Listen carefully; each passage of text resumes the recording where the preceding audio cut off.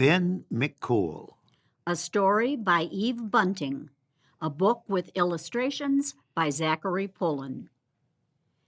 Finn McCool was the biggest giant in all Ireland. He was the greatest warrior ever known, and his strength was remarkable.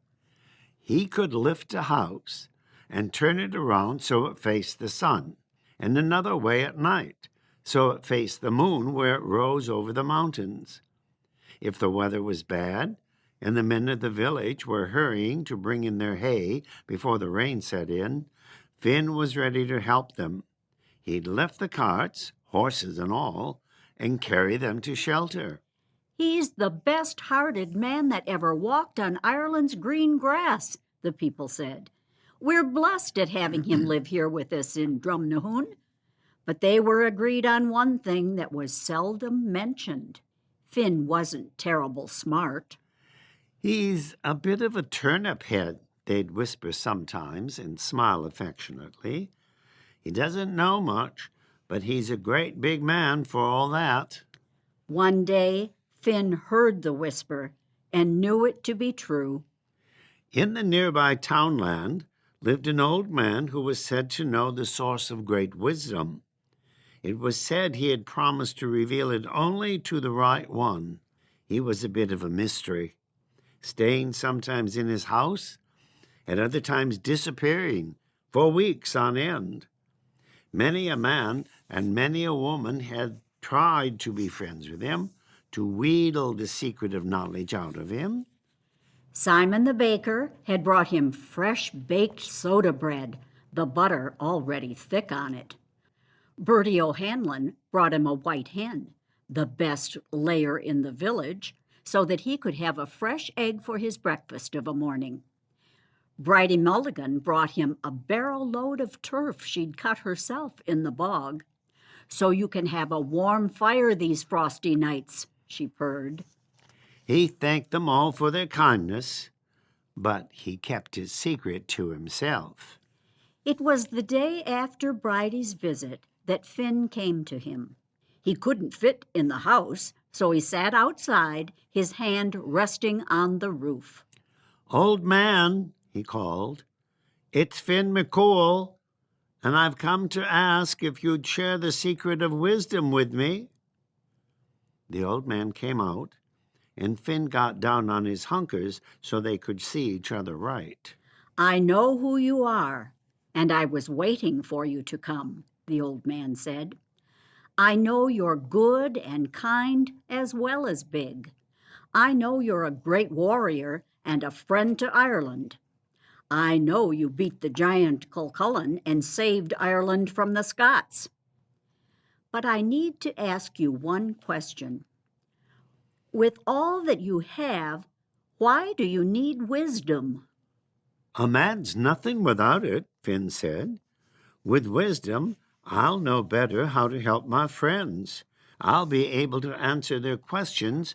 Now I can only shake my head, as if I was wise. If I was wise, I could speak for Ireland when the need arose." The old man nodded. You're a giant now and a good man, but you'll be more with the grace of wisdom added to you. So listen. In the River Boyne there lives a fish, a great salmon, the red of the sky at sunset. In him is the wisdom of the world. Catch him, cook him, and eat him, and wisdom will be yours. "Thank you, sir," said Finn. 2 strides took him to the River Boyne. He dropped in his line. There were fish in the cool, gurgling waters. Brown fish, silver fish, fish with the sheen of a copper penny, but none as red as the sky at sunset. And then Finn saw the great red salmon swimming lazily upstream. Gara, Finn thought. It's as if he's looking for something. The salmon swam around the line, then took the bait and the hook. The River Boyne tossed and tumbled as Finn pulled the fish ashore. There was a mumbling and a rumbling that seemed to come from the river itself, and the idea came to Finn that the river didn't want to let go of its great fish. I'm sorry to take it, but I'm after the wisdom, Finn told the river. A man can make more use of wisdom than a fish can, so I ask you to forgive me. He took the fish in his big hand, wondering at the beauty of it. It shimmered and gleamed in the sunlight, every scale a point of fire. Finn looked in its eyes and saw the wisdom there, all the knowledge of the world. He saw life. How could he kill it? How could he eat it? The thought made him shudder. He spoke to the fish.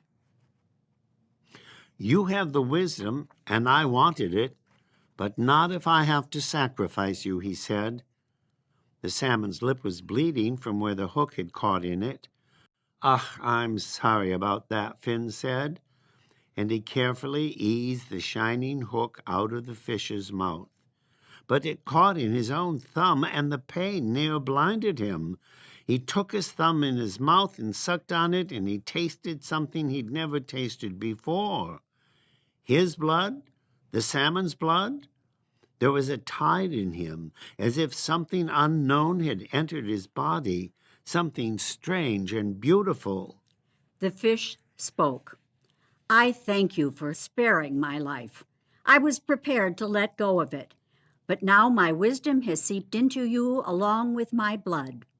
It is known to me that you will use it in the service of others and of Ireland. Finn stared. He'd never heard a fish speak. But why did you let me catch you?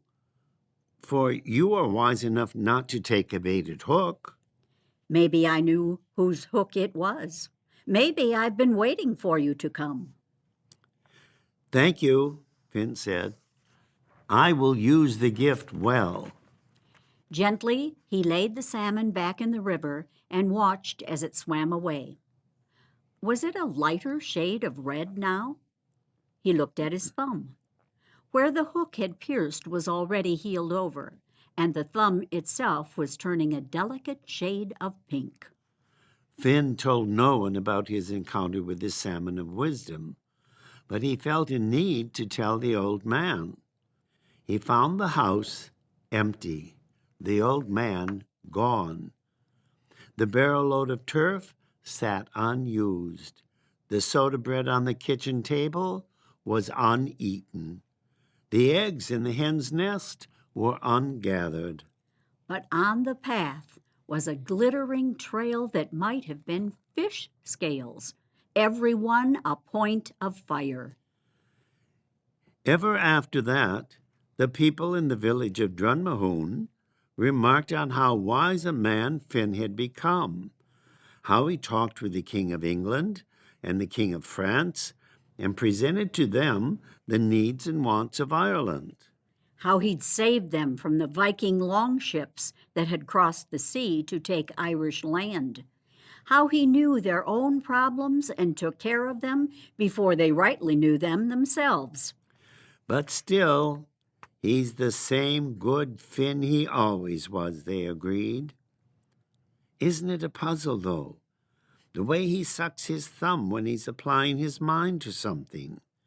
You'd almost think there was a magic to it. You almost would.